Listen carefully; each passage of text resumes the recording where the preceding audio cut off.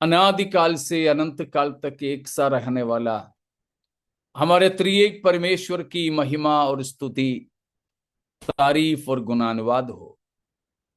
प्रभु यीशु मसीह के लहू से खरीदे गए ये तमाम पवित्र लोगों, प्रभु के सेवकों, आप सबको मसीही वंदना एक और बार।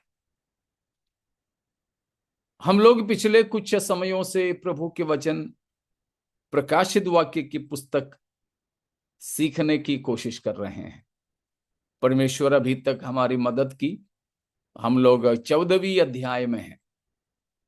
14वीं अध्याय के शायद आपको याद होंगे, हम उसके 13वां आयत को मनन कर रहे थे और एक बार हम उस आयत को पढ़ेंगे।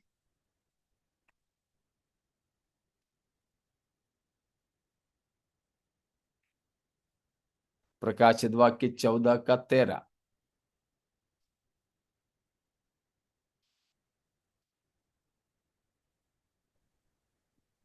फिर मैंने स्वर्ग से यह शब्द सुना, लेख जो मृतक प्रभु में मरते हैं वे अब से धन्य है। आत्मा कहता है हाँ, क्योंकि वे अपने सारे परिश्रम से विश्राम पाएंगे और उनके कार्य उनके साथ हो लेते हैं। बहुत देर लगाते हो आप लोग, सुनाई देरी से होता है क्या आप लोगों को? पास्टर जी इंग्लिश है। मेरे भी हाथ में मराठी है। चलेगा चलेगा। तो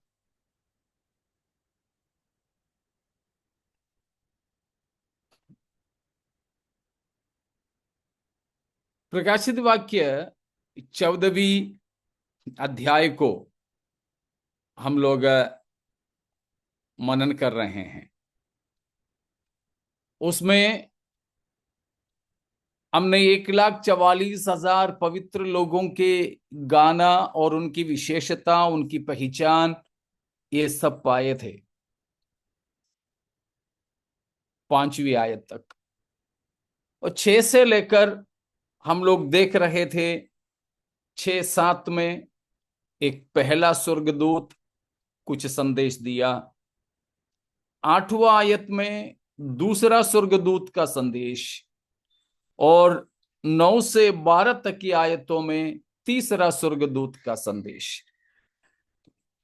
ये तीनों संदेश में परमेश्वर के आने वाली क्रोध, न्याय और दंड की सूचना था। तो इस प्रकार परमेश्वर उस समय पृथ्वी पर रहने वाले लोगों को स्वर्गदूतों के द्वारा संदेश सुनाते हैं।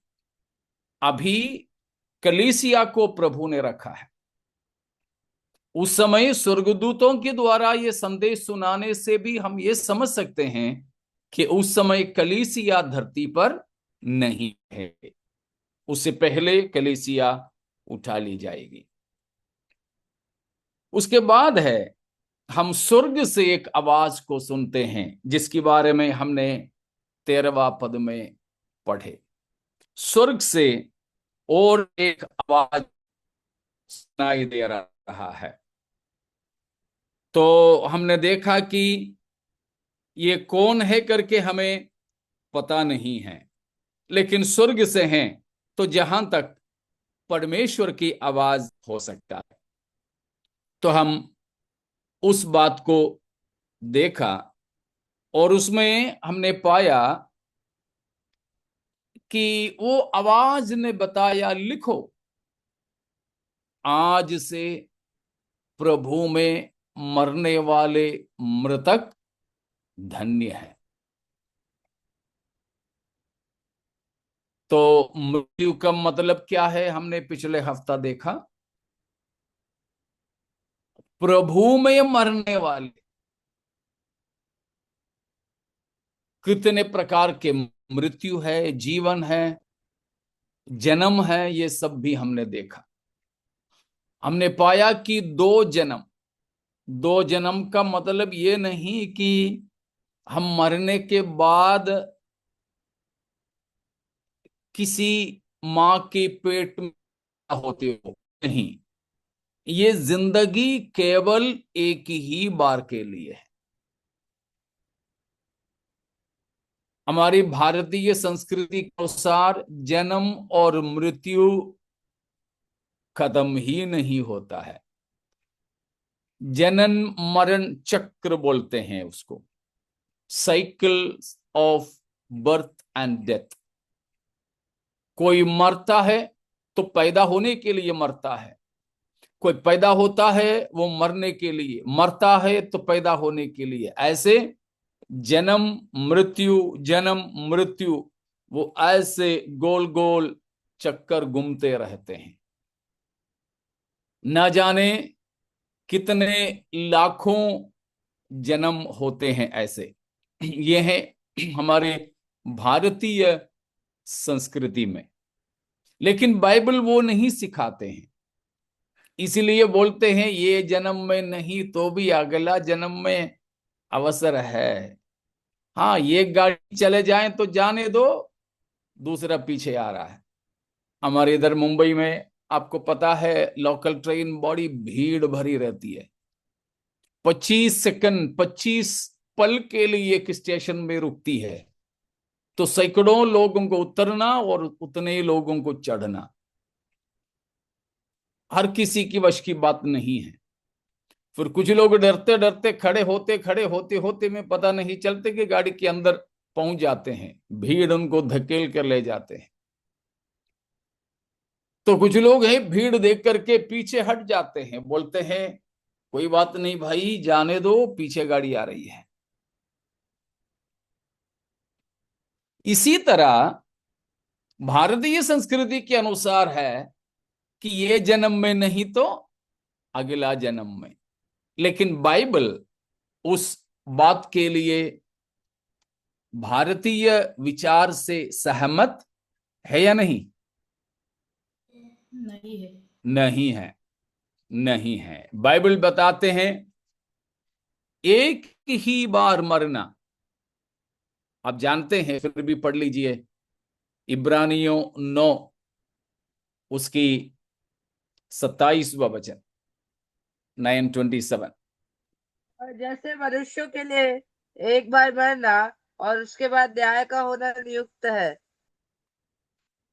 हाँ, आगे भी वैसे 28 ही भी। मसीह भी बहुतों के पापों को उठा लेने के लिए एक बार बलिदान हुआ, और जो लोग उसकी बाट जोते हैं उनके लिए उनके उद्धार के लिए दूसरी बार बिना पाप उठाए दिखाई देगा। Praise the Lord. जैसे मनुष्यों के लिए एक बार मरना, उसके बाद न्याय का होना नियुक्त है। एक बार मरना, उसके बाद न्याय का होना नियुक्त है। ये नियुक्त करने वाला परमेश्वर है। डिवाइन अपॉइंटमेंट, डिवाइन अपॉइंटमेंट परमेश्वर के द्वारा नियुक्त किया गया बात है, परमेश्वर के द्वारा ठहराया हुआ बात है। परमेश्वर ने अगर ठहराया है तो लकीर दूसरा कोई मिटा नहीं पाएगा। अगर परमेश्वर ने ठहराया, उसको अगर रद्द करना है, बदलना है, तो किससे ही होगा? परमेश्वर से बड़ा कोई आ जाए तभी होगा। हमारे घर पे भी अगर पापा ने बेटा को कुछ बोला तो मम्मी चाहती हुई भी उसको तोड़ो कर बोलती है। मम्मी पूछती है किसने बोला था? पापा ने। तो मम्मी नहीं बोल सकती, पापा से ही जाकर बोलो। हमारे स्कूल के अगर प्रिंसिपल ने कुछ कहा तो क्लास टीचर उसको बदल नहीं सकते।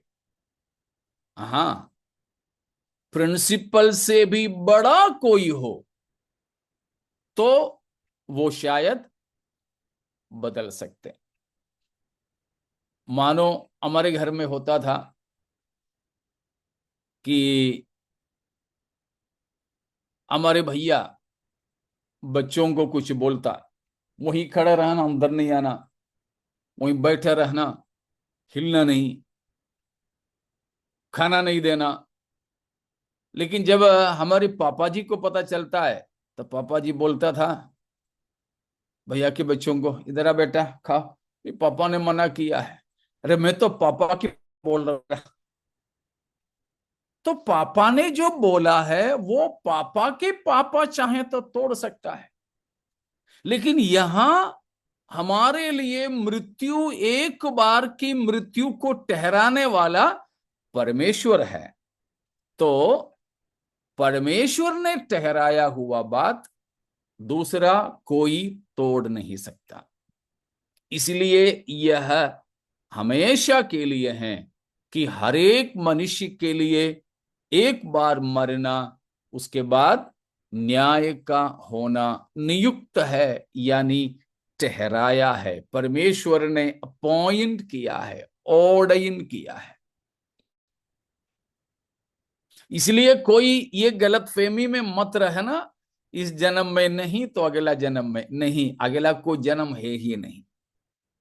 जो दो जन्म के बारे में हमने सीखा वो दोनों इसी जन्म में होता है, मरने के बाद नहीं, मरने से पहले। एक शारीरिक जन्म, दूसरा आत्मिक जन्म या नया जन्म। हमने उसके बारे में पिछले हफ्ता सीखे। और जिंदगी एक ही है मगर जीवन तीन है, हमने देखा तीनों इसी जिंदगी में है। शारीरिक जीवन, आत्मिक जीवन और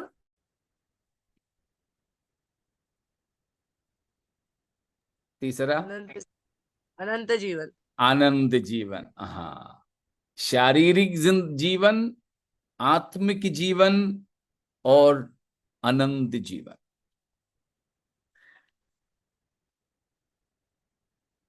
शारीरिक जीवन माता पिता से हम पैदा होते हैं तब से शुरू होता है।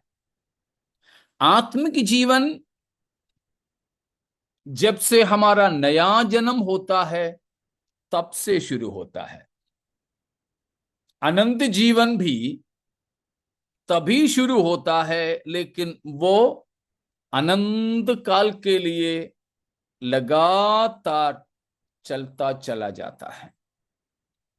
वैसे ही हमने देखा मृत्यु भी तीन, और उसमें पहला मृत्यु कौन सा है? शारीरिक नॉट शारीरिक, आत्मिक मृत्यु। आत्मिक। हाँ, पहला मृत्यु आत्मिक है, क्योंकि हमारे शरीर में हम जीवित रहते ही ये आत्मिक जीवन या आत्मिक मृत्यु की अवस्था हमारे अंदर होता है।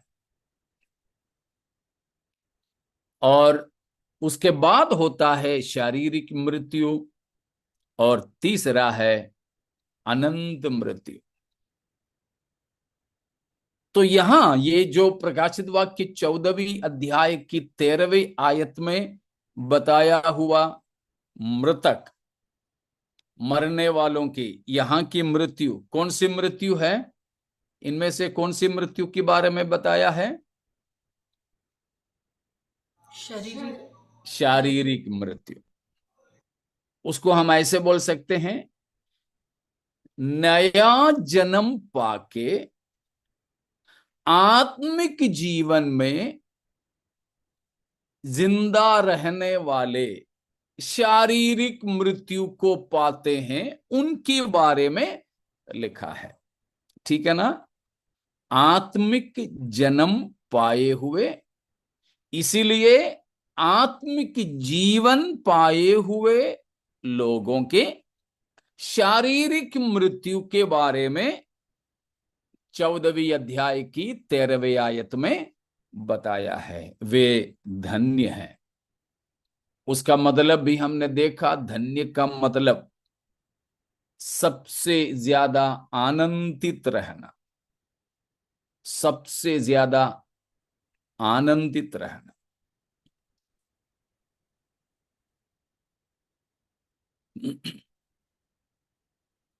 तो कौन है इस पृथ्वी पर सबसे ज्यादा आनंदित रहने वाले लोग? हमने पाए थे सबसे बड़े आनंद कौन सा है करके हमें मालूम है ना। सबसे बड़ा आनंद वही हमने देखा था कि अगर प्रभु यीशु में हमारा नया जन्म होता है तो एक पश्चातापी के लिए ज्यादा आनंद होता है, वह देखा था। और हाँ जो प्रभु में ही मरते हैं तो वो भी एक बिल्कुल। तो सबसे बड़ा आनंद जो स्वर्ग में होता है वो एक पापी पश्चाताप करता है, मन फिराता है, नया जन्म पाता है, तब है। हमें तो मालूम है ना, शादी एक जवान लड़का और लड़की की, हम में से भी अधिकतर लोग पारिवारिक जीवन बिताने वाले हैं।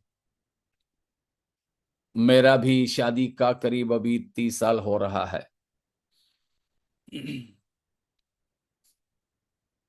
1996 में, 1996 में था। 29 ईयर्स, 29 साल हो गया पूरा। तो शादी हम जवान लड़का लड़की के लिए बहुत आनंद का अनुभव है, बहुत खुशी का माहौल है। शायद एक पुरुष और एक स्त्री के, एक जवान लड़का लड़की की जीवन की सबसे खुशी का माहौल किसी से भी पूछो तो शादी का रहता है। हाँ, जिनका शादी बिगड़ गया है वे लोग जरूर बोलेंगे हमारा सबसे बुरा दिन था, लेकिन आमतौर पर मैं बता रहा हूं। लेकिन दंपतियों से पूछिए, अपनी शादी की दिन से भी सबसे बड़ा आनंद का दिन उनके जीवन में उनका खास तौर पर पहला बच्चा पैदा होने का दिन होता है। मैं सोचता हूं कि आप लोगों के भी जीवन में ऐसे होगा। शादी का दिन तो खुशी का है ही, लेकिन उससे भी खुशी दंपति के जीवन में, उनकी पारिवारिक जीवन में तब होता है उनकी जैसा एक बच्चा उनके हाथों में मिलता है। वो भी जब पहला बच्चा है तो और ज्यादा है। तो छोटे वाले कोई हमसे नाराज नहीं होना, ठीक है। हाँ। उसी तरह स्वर्ग में, स्वर्ग एक परिवार है, परमेश्वर और हम एक परिवार है। तो वो स्वर्ग में एक आनंद होता है, स्वर्ग में एक आनंद होता है। सबसे बड़ा आनंद हमने पाया स्वर्ग की परिवार में, एक बच्चा नया पैदा होता है तब है। वो नया जन्म के द्वारा है। जब पहला बेटा बेटी पैदा होता है तब माँ बाप के अंदर सबसे बड़ी आनंद होती है। लेकिन दूसरा बच्चा, तीसरा बच्चा जब आता है तो घर के बड़े बच्चों में भी बड़े आनंद होते हैं। तो इसी तरह जब एक नया जन्म होता है तो स्वर्ग में परमेश्वर, त्रिएक परमेश्वर में, स्वर्ग दूतों में, पवित्र लोगों में बड़े आनंद होती है। और उसी तरह और उससे भी बड़ा आनंद हमने पाया यहोवा की भक्त जन की मृत्यु परमेश्वर की नजर में अनमोल है, बहुमूल्य है।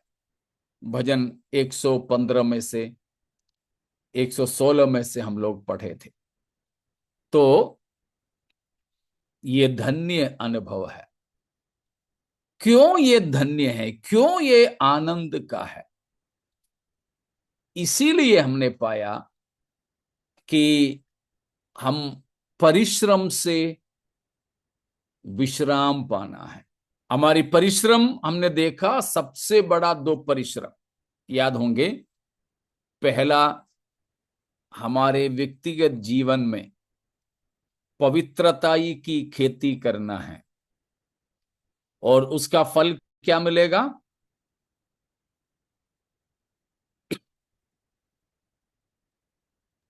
आनंद जीवन। आनंद जीवन। बहुत बढ़िया शोभा, आनंद जीवन।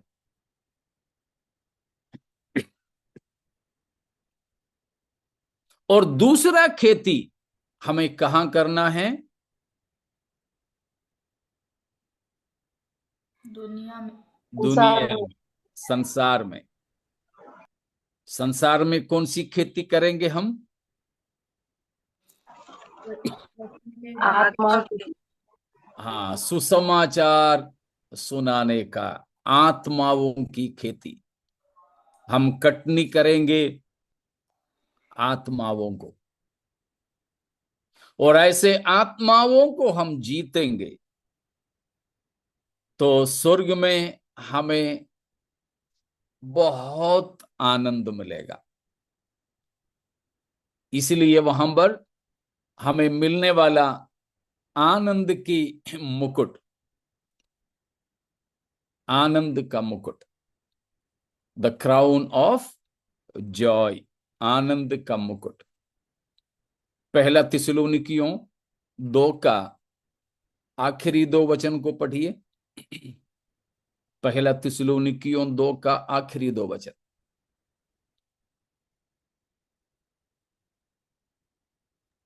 भला हमारी आशा या आनंद या बड़ाई का मुकुट क्या है? क्या हमारे प्रभु यीशु मसीह के सम्मुख उसके आने के समय तुम ही न होगे? हमारी बड़ाई और आनंद तुम ही हो। पौलुस अपने आत्मिक संतानों से कहता है, प्रभु यीशु मसीह के सम्मुख यानी अनंत जीवन में हमारे सबसे बड़ा आनंद, खुशी का, घमंड का, प्रशंसा का मुकुट क्या तुम ही नहीं होंगे? हाँ, हम जिन लोगों के लिए प्रार्थना की, हम जिन लोगों को सुसमाचार सुनाए, जिन लोगों के उद्धार के लिए हमने मेहनत किया, खर्च किया, दुख उठाया, शायद मार खाए, ठीक है, जेल में पड़े, तो उस तरह हमने दर्द उठाकर, कष्ट सहीकर, कीमत अदा करके जो लोग प्रभु में आए, वे केवल कलीसिया में आते समय ही नहीं, भले ही हमारे कलीसिया में आए नहीं आए, लेकिन वे कहां होना चाहिए? स्वर्ग में। तो उन्हें देखकर हम बहुत ज्यादा आनंदित होंगे।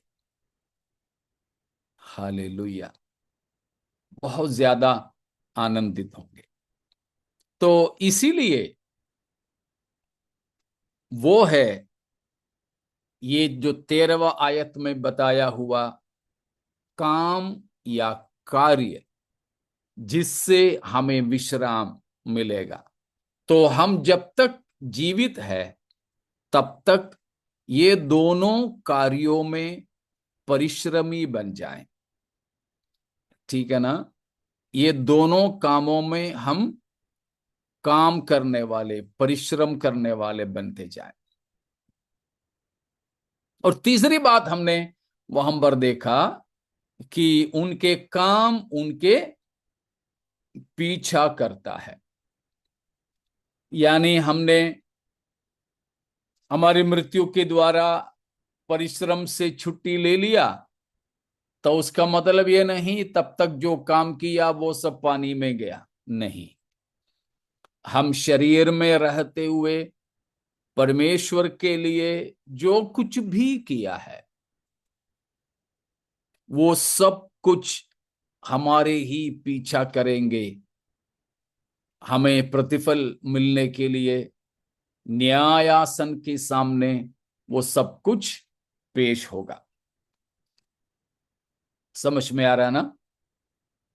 इसीलिए प्रभु यीशु मसीह ने कहा, मेरे नाम से अगर कोई भी एक गिलास सादा पानी भी किसी को पिलाए तो वो प्रतिफल नहीं खोएगा, प्रतिफल नहीं खोएगा।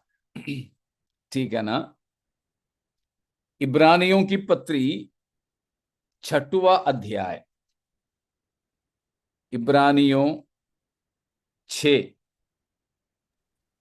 उसका 9 और 10 को पढ़िएगा। पर हे प्रियो, यदि हम ये बातें कहते हैं तो तुम्हारे विषय में हम इस क्या हुआ? आवाज नहीं आ रही है जरी आम्ही शायद। असे बोलतो तरी प्रियजन हो, तुमच्याविषयी आम्हाला तुम्हारे ह्यापेक्षा अधिक नाम के लिए इस रीति से दिखाया कि पवित्र लोगों की सेवा की ओर कर भी रहे हो। बेटा आपका रुक गया था, और एक बार पढ़ो, आपका नेटवर्क शायद चला गया था। पर हे प्रियो, यद्यपि हम ये बातें कहते हैं तो भी तुम्हारे विषय में हम इससे अच्छी और उद्धार वाली बातों का भरोसा करते हैं, क्योंकि परमेश्वर अन्याय नहीं कि तुम्हारे काम और उस प्रेम को भूल जाए जो तुमने उसके नाम के लिए इस रीति से दिखाया कि पवित्र लोगों की सेवा की और कर भी रहे हो। तुम पवित्र लोगों की सेवा की है और अभी भी कर रहे हो। उन बातों को परमेश्वर भूल जाएंगे? नहीं, परमेश्वर उन बातों को भूल जाने के लिए अन्यायी नहीं है। वो बात है यह हम पर भी प्रकाशित वाक्य 14 का 13 में भी बताया, उनके काम उनके पीछे हो लेते हैं कि परमेश्वर अन्यायी नहीं है। जो हमने प्रभु के लिए किया है उन सब की लेखा हमारे प्रभु के पास है। इसीलिए प्यारों, आपने प्रभु के लिए जो किया है, आपने प्रभु के वास्ते जो सहा है, ठीक है ना, ये दोनों, जो कुछ भी आपने प्रभु के लिए किया, आपने प्रभु के लिए जो झेला सहा, तीसरी बात, जो आपने प्रभु के वास्ते खर्च कर लिया, ठीक है, खर्च कर लिया, इन सब का लेखा किसके पास है? प्रभु के पास है। प्रभु गिन गिन करके हमें प्रतिफल देंगे। कई लोग तो यही सोचते हैं, जैसे मत्ती में हम लोग अब पहाड़ी उपदेश के समय सीखे थे कि परमेश्वर जिस नाप से हम नापेंगे उसी नाप से हमारे लिए भी नाप करके देंगे। और वहां हम पढ़े थे, दबा दबा के, हिला हिला के हमारे गोदी में प्रभु देंगे। तो हम जो प्रभु के वास्ते काम करते हैं वो काम हमारे पीछे आ जाते हैं। तो वो है हम ये 13वें आयत में सीखे हैं, ठीक है ना? 13वें आयत में सीखे हैं। 13वें आयत में कुछ और शंका है, शक है, समझ में नहीं आया है, सवाल है, तो आप पूछ सकते हैं।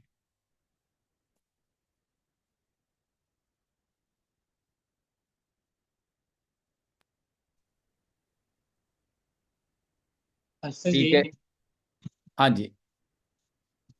ये पवित्र लोगों की सेवा के विषय में पूछना था पवित्र लोगों के कि हाँ, सेवा जो कर रहे हैं या कि कर रहे हैं लोग और किए भी हैं, उस विषय में थोड़ा जानना था कि अभी कितने बार हम देखते हैं कि लोग कई जगह कई लोगों के साथ ऐसे सेवा करते हैं या कर रहे हैं, लेकिन बाद में पता चलता है कि वो सेवा कुछ रीति से था ही नहीं, या वो जैसा होना चाहिए था वचन के अनुसार था ही नहीं, है ही नहीं।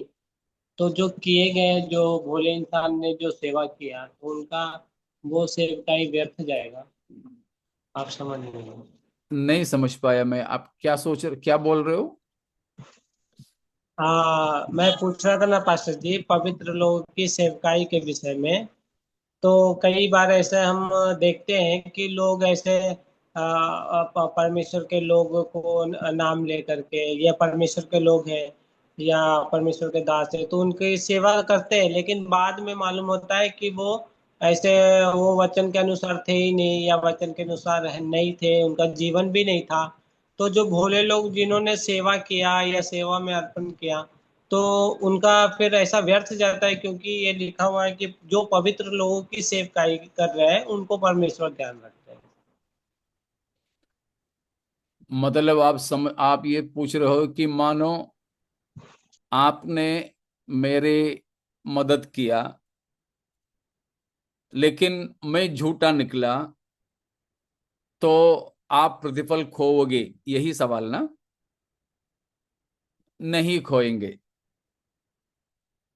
आप अगर मुझे प्रभु के नाम से पवित्र जन समझ करके सेवा की, मैं झूठा निकला, तो भी आप अपने प्रतिफल नहीं खोओगे। हाँ, मैं झूठा हूं जानने के बाद मेरी झूठ में आप शामिल हो गया जानबूझ करके, तो आप खोओगे। इसलिए प्रभु यीशु मसीह ने कहा, किसी को भविष्यद्वक्ता जान करके किसी ने सेवा किया, तो वो अपना प्रतिफल को नहीं खोएगा, परंतु वो एक भविष्यद्वक्ता का जो प्रतिफल है वो पाएगा। तो इसीलिए आप जब तक किसी को झूठा ना समझें, तब तक उनकी जरूरतों में, सेवकाइयों में मदद कर सकते हैं, प्रतिफल आप नहीं खोओगे। ठीक है?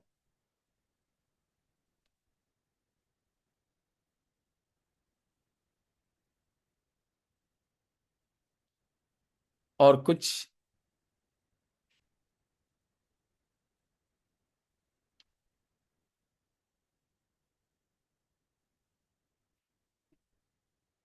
ठीक है, और कुछ अगर नहीं तो हम देखते हैं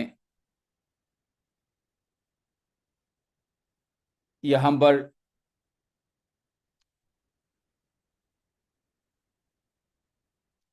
ये 13वें आयत की आखिरी में बताते हैं, हाँ, आत्मा भी यही कहते हैं, है ना? आत्मा। तो वहां जो इंग्लिश बाइबल है उसमें स्पिरिट, एस बड़ा अक्षर है कि छोटा है, कैपिटल है कि स्मॉल लेटर है स्पिरिट का एस?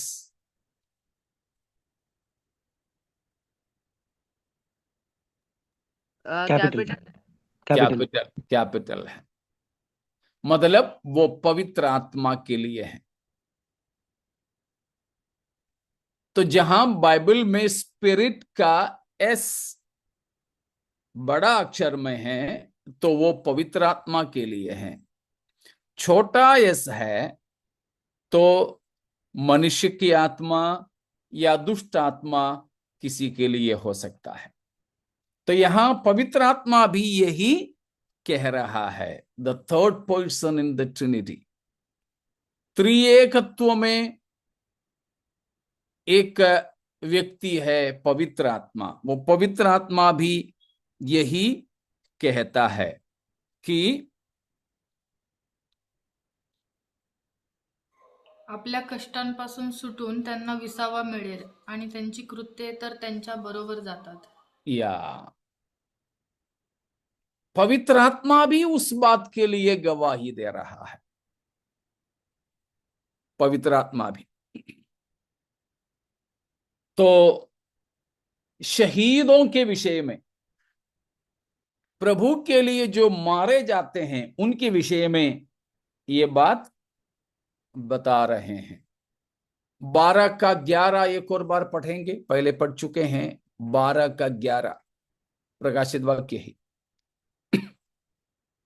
वे मेमने के लहू के कारण और अपनी गवाही के वचन के कारण उस पर जयवंत हुए, और उन्होंने अपने प्राणों को प्रिय न जाना, यहाँ तक कि मृत्यु भी सह ली। मृत्यु भी सहली, शहीद लोग, मार्टियर्स, मृत्यु तक भी उन्होंने अपने प्राणों को प्रिय नहीं जाना। हरेक मसीही विश्वासी भी ऐसे ही होना चाहिए। चाहे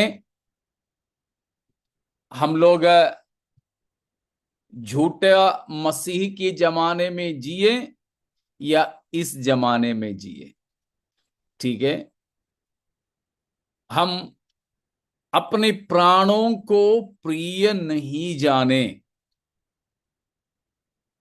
अपने प्राणों को प्रिय नहीं जाने।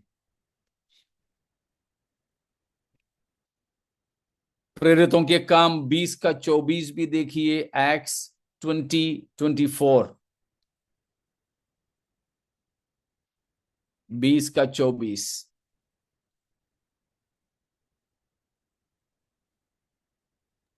परंतु मैं अपने प्राण को कुछ नहीं समझता कि उसे प्रिय जानूं, वरन यह कि मैं अपनी दौड़ को और उस सेवा को पूरी करूं जो मैंने परमेश्वर के अनुग्रह के सुसमाचार पर गवाही देने के लिए प्रभु यीशु से पाई है। देखा, पौलुस अपने गवाही देता है, जैसे हमने प्रकाशित वाक्य 12 के 11 में पढ़े वैसे, मैं अपने प्राण को प्रिय न जानूं। ये हर एक मसीही की बात है। सच्चा मसीह में कोई भी अपने प्राण को प्रिय नहीं जानता। इसीलिए कितने भी कड़े सताव के बीच में भी सच्चे मसीहियों को कोई डर भी नहीं लगता है।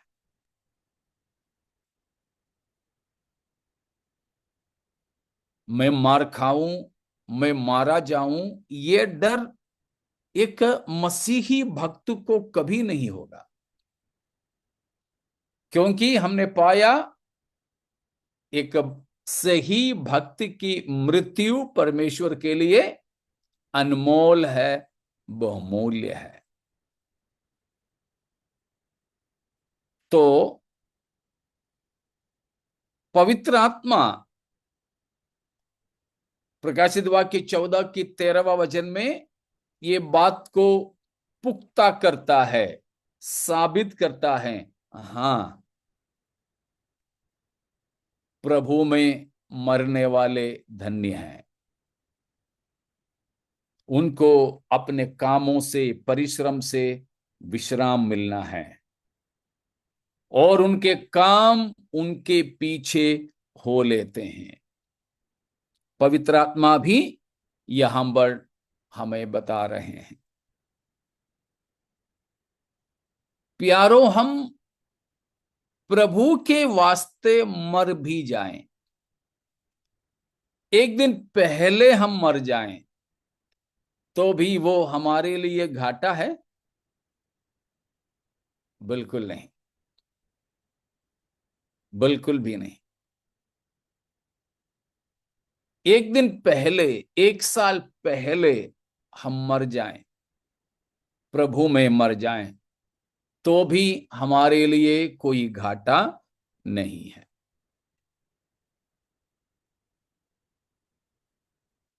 ये बात पक्का है।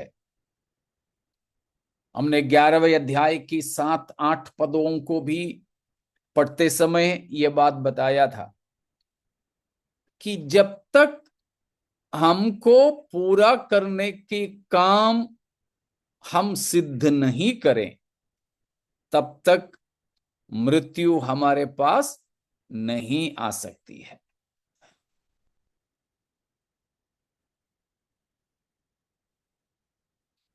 अब हमारे साथ का एक प्रभु के दास, मेरे ख्याल से मेरा जैसा ही उनका भी उम्र होगा,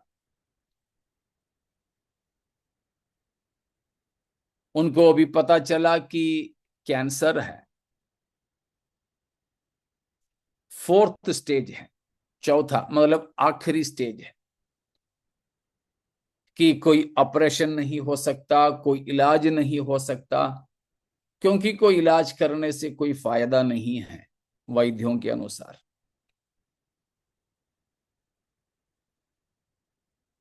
उन्होंने ऐसे ही पिछले करीब 30 साल से प्रभु की सेवा किया है।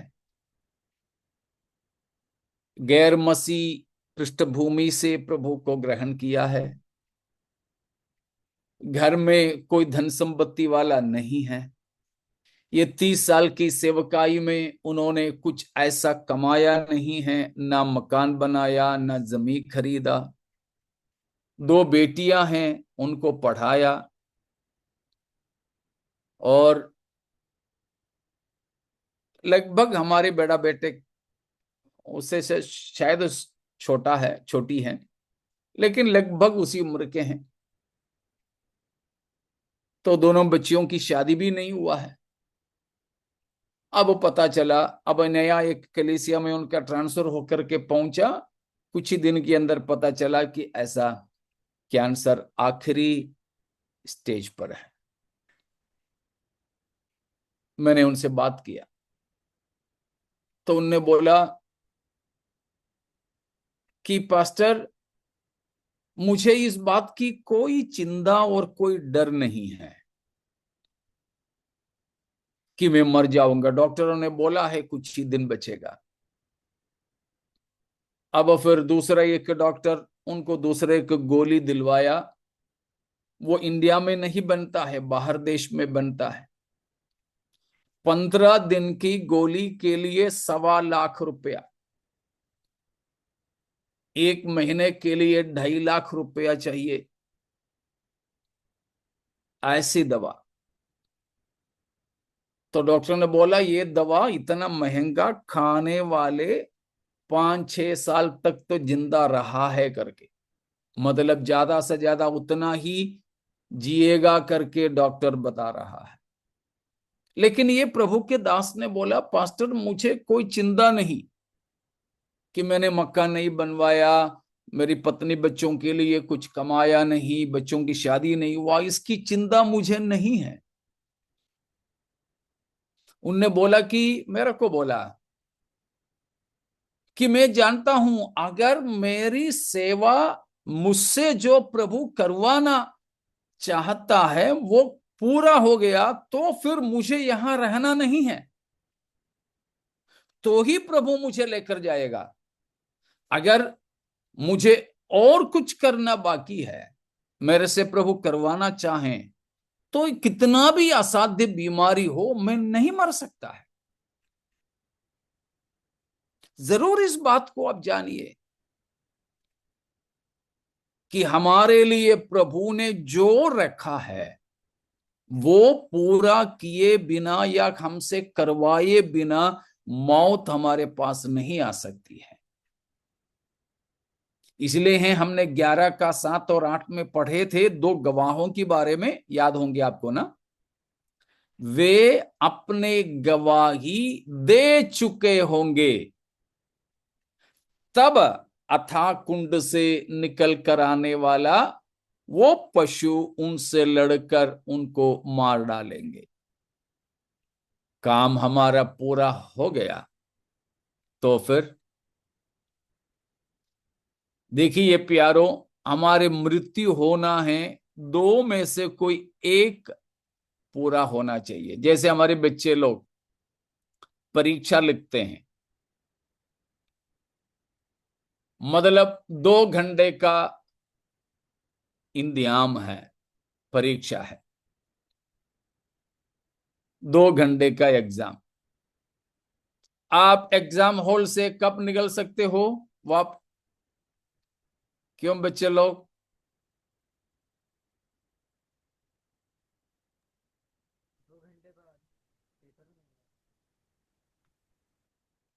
क्या सामुएल रोहन कुछ बोलना है? 2 घंटे बाद, पेपर के होने के बाद। पूरा 2 घंटे बैठना पड़ेगा? हाँ। नहीं, अगर पेपर तो दे सकते हैं। हाँ, चाहे पूरे 2 घंटे होने के बाद निकल सकते हैं, नहीं तो उससे पहले आपका पेपर खत्म हो गया तो भी आप दे करके निकल सकते हो। पेपर पूरा हो गया तो आप फालतू वहां बैठ करके सबका समय बर्बाद करने के लिए थोड़ी बिठाएंगे वहां। इसी तरह हमारे जीवन में 2 काम, चाहे प्रभु हमें जीने और कार्य करने के लिए दिया हुआ समय पूरा हो, नहीं तो हम में होने वाला काम और हमारे द्वारा होने वाला काम पूरा हो। ये दोनों में से कोई एक पूरा हो गया तो फिर हमें क्यों रहना है यहां? Praise God. समझ में आ रहा है ना? फिर भी लोग मरना नहीं चाहते हैं। जैसे एक कार्टून में मैंने देखा था, कार्टून मतलब एक चित्र बनाया, वैसे टीवी वाला कार्टून नहीं है, एक चित्र बनाया था। उसमें कोई पूछता है एक बड़ी भीड़ के सामने, कौन कौन स्वर्ग जाना चाहते हो? सबके सबने हाथ उठाया। उसके बाद उसने पूछा कौन सबसे पहले जाना चाहते हो? कोई भी हाथ नहीं उठा। समझ में आ गया ना? स्वर्ग जाना तो सब चाहते हैं, लेकिन पहले जाना कोई नहीं चाहते हैं। हाँ, ऐसे नहीं। पौलुस जैसे कहता है,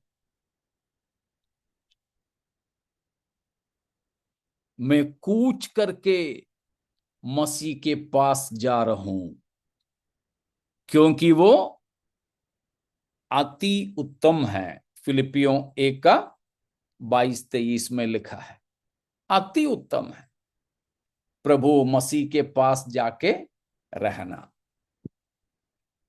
वो है यहां पर जो बताया है। और कोई सवाल है तो आप पूछिएगा। 13वां आयत से कोई समझ में नहीं आया हो?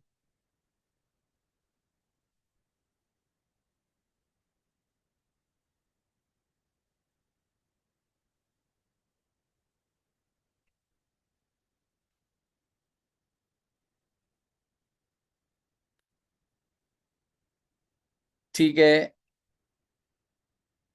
तो स्वर्ग में जाने वालों को विश्राम है। उनका सारा परिश्रम खत्म। स्वर्ग जाने के बाद, अभी बाद में नहीं, अभी प्रभु के पास पहुंचने वालों को विश्राम है। विश्राम का मतलब यह नहीं कि बिस्तर में जाकर के खर्राटे लेके सो जाना, नहीं, वो नहीं।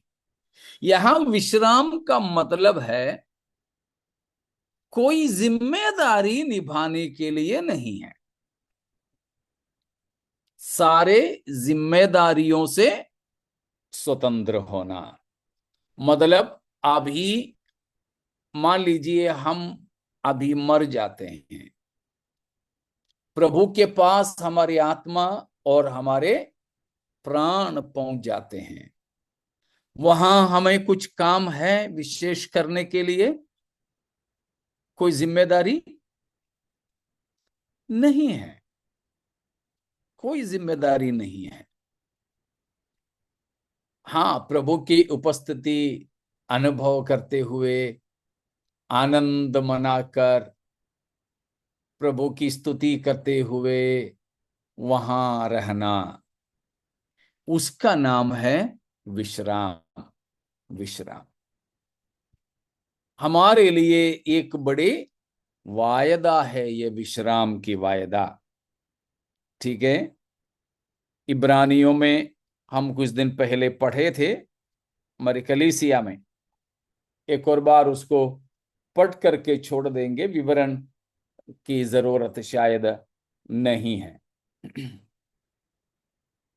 4 का पहला, इब्रानियों 4 का पहला। इसलिए जबकि उसके विश्राम में प्रवेश करने की प्रतिज्ञा अब तक है, तो हमें डरना चाहिए, ऐसा ना हो कि तुम में से कोई जन उससे वंचित रह जाए। हाँ, आगे भी पढ़ो। क्योंकि हमें उन्हीं की तरह सुसमाचार सुनाया गया है, पर सुने हुए वचन से उन्हें कुछ लाभ न हुआ, क्योंकि सुनने वालों के मन में विश्वास के साथ नहीं बैठा। तो पहला वचन में ही बताया कि हमें परमेश्वर ने एक वायदा दिया है। कौन सा वायदा है? उसकी विश्राम में प्रवेश करने की वायदा। प्रभु के विश्राम में प्रवेश करने की वायदा। किनको मिला था ये वायदा? इस्राएलियों को। लेकिन क्या वे विश्राम में प्रवेश किए? नहीं। नहीं, वे विश्राम में प्रवेश नहीं किए। ठीक है ना? उसका अगला पद भी पढ़ें, 3। परंतु हम जिन्होंने विश्वास किया है उस विश्राम में प्रवेश करते हैं, जैसा उसने कहा है, मैंने अपने क्रोध में शपथ खाई कि वे मेरे विश्राम में प्रवेश करने न पाएंगे, यद्यपि जगत की उत्पत्ति के समय से उसके काम पूरे हो चुके थे। अब उसकी 5। और इस जगह यह फिर यह कहता है, वे मेरे विश्राम में प्रवेश करने न पाएंगे। इस्राएलियों के विषय में बताया, परमेश्वर ने शपथ खा करके बोला कि वे मेरे विश्राम में प्रवेश नहीं करेंगे। कारण क्या है? इसलिए कि उन्होंने वचन नहीं सुना। विश्वास के साथ संयोग नहीं हुआ। हाँ, उन्होंने वायदे का वचन तो सुने, सुसमाचार तो वे सुने, लेकिन वो उनके लिए कोई फायदे का नहीं रहा, क्योंकि वो वचन पर वे अमल नहीं की। वो वचन अपने जीवन में लागू होने नहीं दिया। इसीलिए परमेश्वर ने कहा कि वे मेरे विश्राम में प्रवेश नहीं करेंगे। इसीलिए अब 6वां वचन, इब्रानियों 4 का 6। तो जब यह बात बाकी है कि कितने और है जो उस विश्राम में प्रवेश करे, और जिन्हें वचन पहले सुनाया गया, उन्होंने आज्ञा न मानने के कारण उसमें प्रवेश न किया। मतलब परमेश्वर के विश्राम में प्रवेश करने की वायदा अभी है या हो गया पूरा? है, अभी है, अभी बचा हुआ है। किसके लिए है वो? हमारे लिए। हमारे लिए है।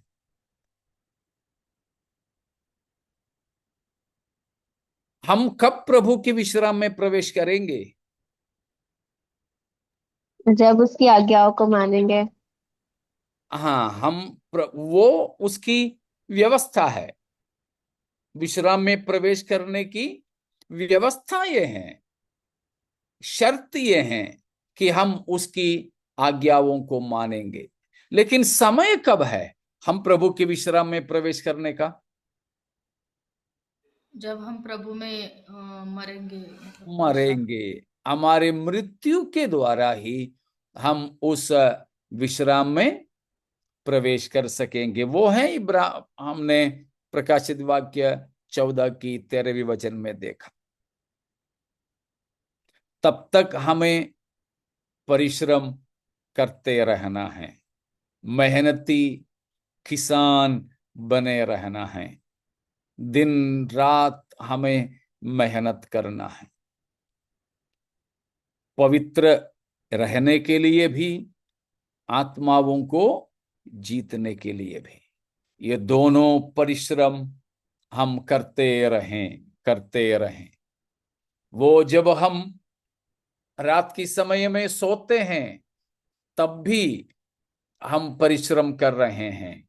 हमारी मन में पूरा पूरा ये विचार, मुझे यीशु मसीह के समान बनना है, मुझे और भी लोगों को प्रभु में लाना है, मुझे और भी लोगों को सुसमाचार सुनाना है। यही हमारे दिमाग को खाता जाए। मुझे पवित्र बनना है और मुझे आत्माओं को जीतना है। भले ही मैं जीतूं या दूसरा जीतूं, लेकिन नरक से लोग बचाए जाएं। जैसे किसी भक्त ने कहा कि नरक को लूटना और स्वर्ग को आबाद करना, plunder the hell and populate the haven. नरक को लूट के स्वर्ग को आबाद करना, भरना है हमें। यही हमारा मन में बने रहे। एक तो मुझे पवित्र बनना है और दूसरा है औरों को छुड़ाते जाना है, बचाते जाना है। यही हमारे विचार और परिश्रम हो। एक और वचन उस सिलसिले में पढ़ करके हम उस आयत को छोड़ देंगे। यहूदा की पत्री,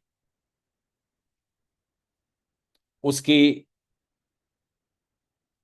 20 से पढ़ लीजिए। वैसे तो 22-23 है, मगर वो वाक्य जो शुरू होता है 20 से है, तो 20 से पढ़ लीजिए।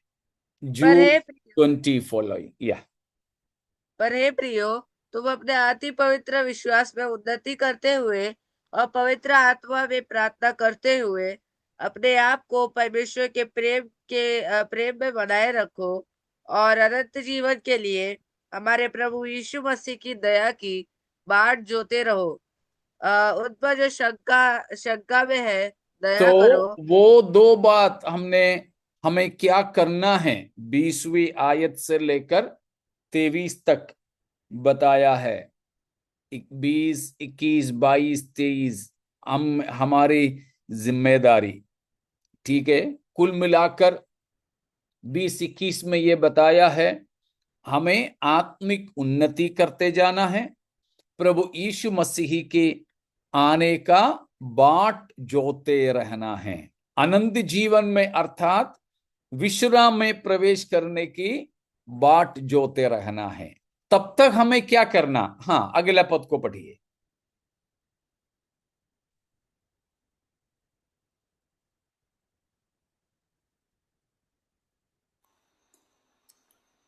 जे और कोई कित्येक जण पढ़िए। संशयात आहेत त्यांच्यावर दया करा, या त्यांना अग्नीतून ओढून काढून त्यांचे तारण करा, या आणि कित्येकांवर तर भीत भीत दया करा, मात्र देहाने डागळलेली त्यांची वस्त्र द्वेष्य माना।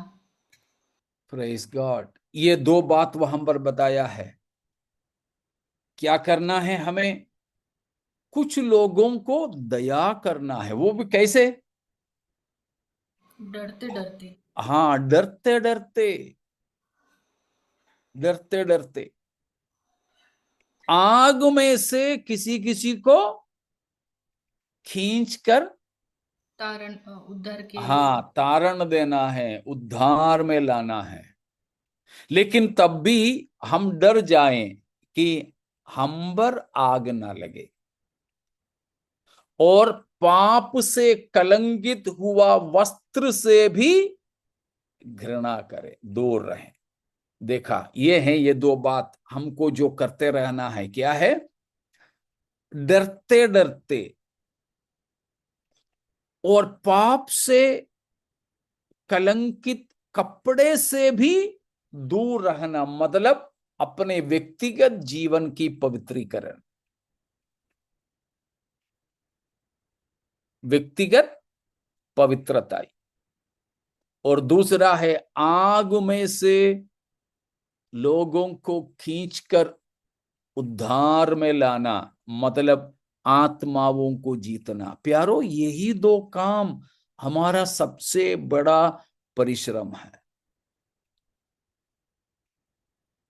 हमारे सबसे बड़ा दो काम ये दोनों हैं, उसी में हम दिन रात लगाना, हमारे दिमाग में और कुछ भी नहीं होना। मतलब ये नहीं कि हम अपने कामों के लिए, पारिवारिक जीवन के लिए जिम्मेदारी नहीं रखेंगे, जरूर रखेंगे, वो सब काम होता जाएगा, वो सब काम होता जाएगा। लेकिन उन सारे चीजों को करते समय भी हमारे दिल दिमाग तो ये दो चीजों में बने रहेंगे, मैं कहीं अपवित्र ना बनूं और मैं लोगों को कैसे भी छुड़ाऊं। क्या धनवान, क्या कंगाल, क्या पढ़ा लिखा, क्या अनपढ़, कोई भी हो, ठीक है ना, कोई भी हो, मिश्रा, मेश्राम, कोई भी हो, उच्च जाति वाले, निचले जाति वाले, काले, गोरे, कोई भी हो, ये दो परिश्रम में हम व्यस्त रहें मरते दम तक। छुट्टी नहीं, रिटायरमेंट नहीं। एक फौजी की तरह, एक फौजी, मेरी सेवकाई की शुरुआत के कुछ समय फौजियों के बीच में था, तो फौजी लोग बोलते थे, पास्टर हम तो 2 महीने की छुट्टी लेके तो जा रहे हैं, एनुअल लीव पे हम तो जा रहे हैं, लेकिन कोई गारंटी नहीं कि हम 2 महीने छुट्टी काट सकेंगे। क्योंकि ऐसे भी हुआ है, आरक्षण किया, रिजर्वेशन सब किया, सामान सब खरीदा, ट्रेन में जाके बैठा, तुरंत फोन आया,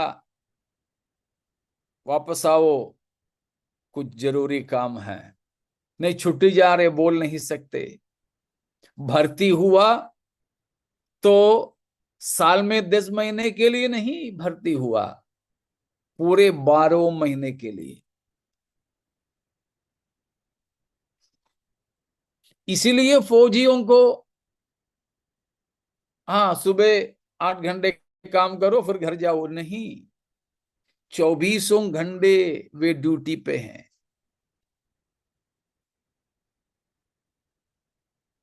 नेहमिया की किताब में हम लोग पढ़ते हैं ना कि हम लोग खाना खाते समय भी कमर में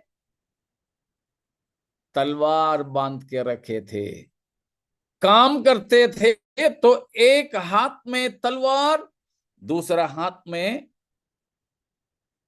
मिस्त्री का काम करने का हथियार। नहाते समय भी, खाते समय भी, सोते समय भी हथियार बंधे हुए थे।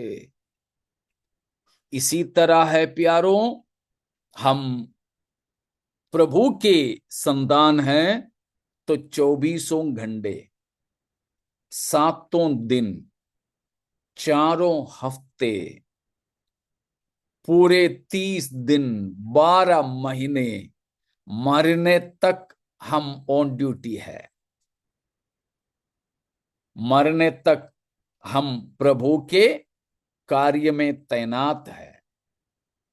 हमें छुट्टी मिलेगा तभी जब हम इस शरीर छोड़कर प्रभु के पास जाएं, या ये शरीर बदलकर प्रभु के पास जाएं। तब तक के लिए विश्राम करने का कोई कोशिश नहीं करे, चाहे पास्टर हो या विश्वासी। हमें बाहर जाकर प्रभु के वचन सुनाने का मौका है, वो करें। जब हमें बाहर जाने का नहीं, अंदर बैठ रहे हो, तब भी हमारे पवित्रीकरण के लिए हमें मेहनत करते जाना है। इतना साफ है? और तो नहीं कोई शक? तो आप पूछ सकते हैं।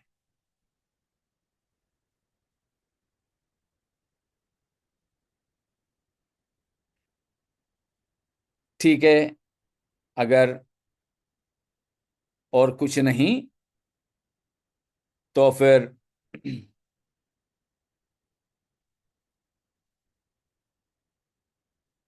अगला वचन में हम जाएंगे।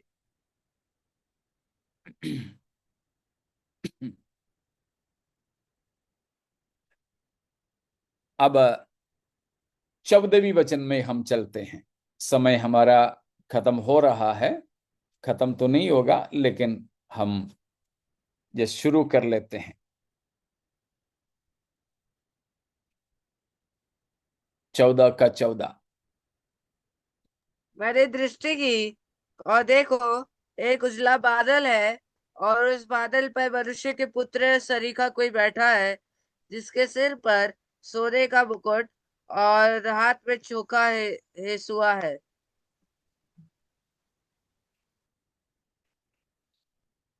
अब 14 से लेकर 14, 15, 16 आयतों में एक अगली घटना हम देखते हैं। उसका विवरण प्रभु चाहे तो हम अगले हफ्ता देखेंगे।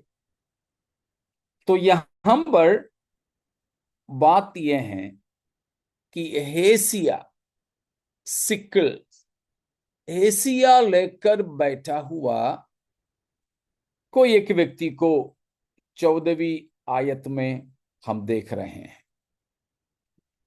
बादलों पर बैठा हुआ है, मनुष्य की पुत्र की सरीखा कोई है। मनुष्य की पुत्र की सरीखा, सिर पर सोने का मुकुट है। ठीक है। और 15वीं पद में हम और एक स्वर्गदूत को देखते हैं। 1, 2, 3 करके पहले 6, 8 और 9 में हम देखे थे, उन तीनों से हटकर है। यहां दूसरा एक स्वर्गदूत है। और वो जो तीसरा स्वर्गदूत आकर के 14वीं आयत में बताया हुआ उस मेघ बादलों पर बैठा हुआ को कुछ कह रहा है। तो यहां अब कुछ कटनी होने जा रहा है। This is a time of harvest. एक कटनी का समय है, एक कटनी का समय। ये जो 14वीं आयत में बताया हुआ मनुष्य की पुत्र की सरीखा एक व्यक्ति, वो एकदम से देखने से हमें लगता है यीशु मसीह है ना? मनुष्य का पुत्र की समान है, सोने का मुकुट है। लेकिन है क्या वो यीशु मसीह? नहीं, वो यीशु मसीह नहीं है। क्यों नहीं है? दो विशेष कारण। पहला, ये जो व्यक्ति है उसका सिर पे कितना मुकुट है? एक है। यीशु मसीह के सिर पे कितना मुकुट है? 7। 7 है।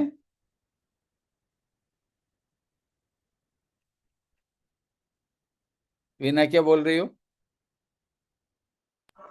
10 है पास्टर जी। 10 है।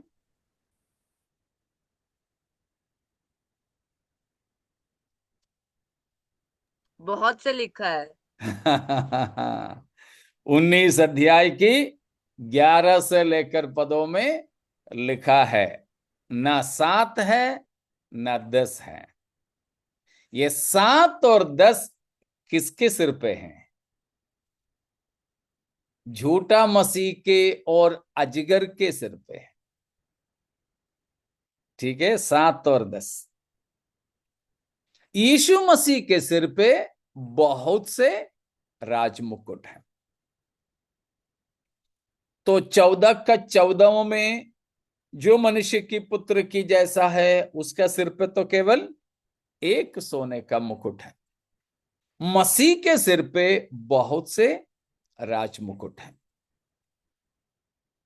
इसलिए 14 के 14 में बोलने जो है वो कौन नहीं हो सकता है? यीशु मसीह नहीं हो सकता। और दूसरा कारण 15वां पद में हम क्या पढ़ते हैं? 14 का 15 में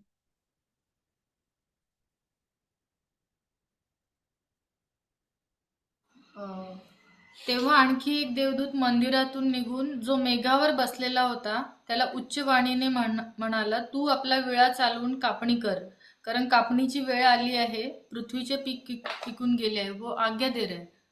हाँ, एक दूत आकर के इसको आज्ञा दे रहा है। तो क्या कोई स्वर्गदूत यीशु मसीह को आज्ञा दे सकता है? नहीं। नहीं।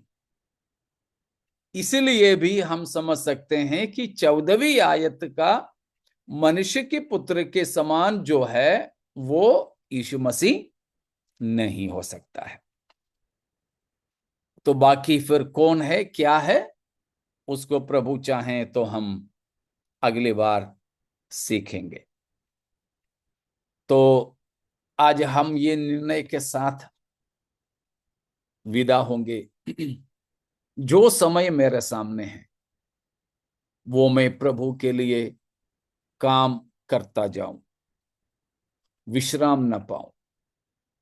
विश्राम केवल तभी हो जब हम प्रभु के पास पहुंचेंगे।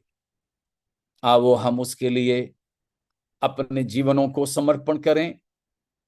प्रभु यीशु मसीह के साथ हम अनंत विश्राम में प्रवेश करने की बाट जोते हुए, जैसे इब्रानियों में बताया,